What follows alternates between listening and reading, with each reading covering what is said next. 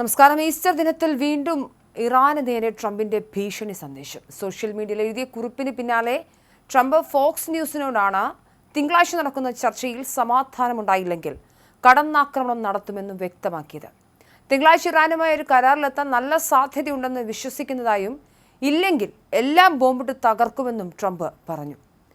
തിങ്കളാഴ്ച ഒരു കരാറിന് നല്ല സാധ്യതയുണ്ടെന്ന് ഞാൻ കരുതുന്നു. അവർ ഇപ്പോൾ ചർച്ചകൾ നടത്തിക്കൊണ്ടിരിക്കുകയാണ്.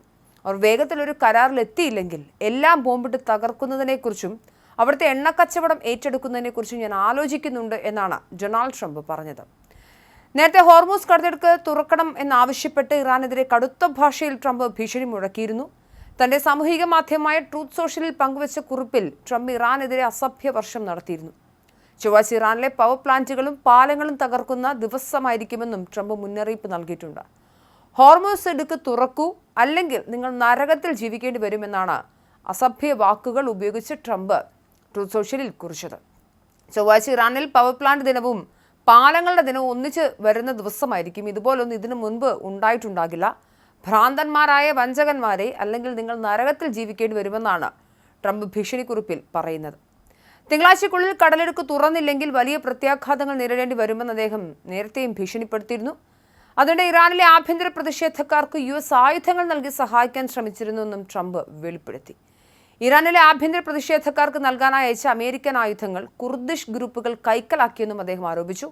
നേരത്തെ ഇറാൻ നൽകിയ സമയപരിധി അവസാനിക്കാനിരിക്കെയാണ് കരാറിനുള്ള സാധ്യതയെക്കുറിച്ച് ട്രംപ് സംസാരിച്ചത്. എന്നാലും കരാർ സാധ്യമായില്ലെങ്കിൽ ഇറാന്റെ എണ്ണ ശേഖരവും അടിസ്ഥാന സൗകര്യങ്ങളും ലക്ഷ്യമിട്ടുള്ള കടുത്ത സൈനിക നടപടികൾ ഉണ്ടാകുമെന്ന് തന്റെ മുൻ നിലപാടിൽ ട്രംപ് ഉറച്ചു നിൽക്കുകയാണ്. ഹോർമൂസ് തുറക്കാനും കരാറിലെത്താനും ഇറാൻ ശ്രമിച്ചില്ലെങ്കിൽ ഒറ്റയടിക്ക് മുഴുവൻ തകർക്കുമെന്നാണ് ട്രംപിന്റെ മുന്നറിയിപ്പ്. 48 മണിക്കൂർ സമയപരിധി അവസാനിച്ചാൽ ചൊവ്വാഴ്ച ഇറാനിൽ power plant day, bridge day എന്നിവയായിരിക്കുമെന്നാണ് മുന്നറിയിപ്പ് നൽകുന്നത്. എന്നാൽ തങ്ങളുടെ സിവിലിയൻ അടിസ്ഥാന സൗകര്യങ്ങൾക്കെതിരെ ആക്രമണം ഉണ്ടായാൽ മിഡിൽ ഈസ്റ്റിലെ US സാമ്പത്തിക താൽപ്പര്യങ്ങൾ ലക്ഷ്യമിടുമെന്ന് ഇറാൻ മുന്നറിയിപ്പ് നൽകിയിട്ടുണ്ട്. അതേസമയം ഇറാനിയൻ പാലങ്ങളും വൈദ്യുത നിലയങ്ങളും നശിപ്പിക്കുമെന്ന ട്രംപിന്റെ ഭീഷണികൾക്കെതിരെ പ്രതികരിച്ച ആംനസ്റ്റി ഇന്റർനാഷണൽ മേധാവി ആഗ്നസ് കല്ലമാലും രംഗത്ത് വന്നു.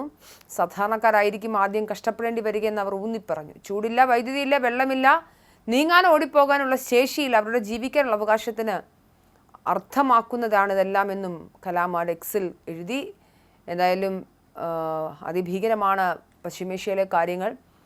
ഏതെങ്കിലും തരത്തിലുള്ളൊരു സമവായ ചർച്ചകളിലേക്ക് അമേരിക്കയും ഇറാനും എത്താത്ത സാഹചര്യത്തിൽ ലോകരാഷ്ട്രങ്ങളാകെ പ്രതിസന്ധിയിലാണ്. ഹോർമൂസ് കടലിടുക്കിനെ ബന്ധിയാക്കി വെച്ചുകൊണ്ടുള്ള ഇറാന്റെ വിലപേശലും ഹോർമൂസ് കടലിടുക്കിനെ തുറക്കണമെന്ന് അമേരിക്ക തുടർച്ചയായി ആവശ്യപ്പെട്ടുമ്പോൾ ചെയ്യാത്ത ഇറാന്റെ ധാർഷ്ട്യത്തിനുമെതിരെ വലിയ പ്രതിഷേധമുണ്ട്. പക്ഷേ ലോകരാജ്യങ്ങളെ സംബന്ധിച്ചിടത്തോളം ഹോർമൂസ് കടലിടുക്ക് ഉപയോഗിക്കാതിരിക്കാൻ സാധിക്കില്ല. അതുകൊണ്ട് തന്നെ അമേരിക്കയുടെ സഖ്യത്തിനൊപ്പം ചേരാൻ പല ലോകരാഷ്ട്രങ്ങളും വിമുഖത പ്രകടിപ്പിക്കുന്നുണ്ട്.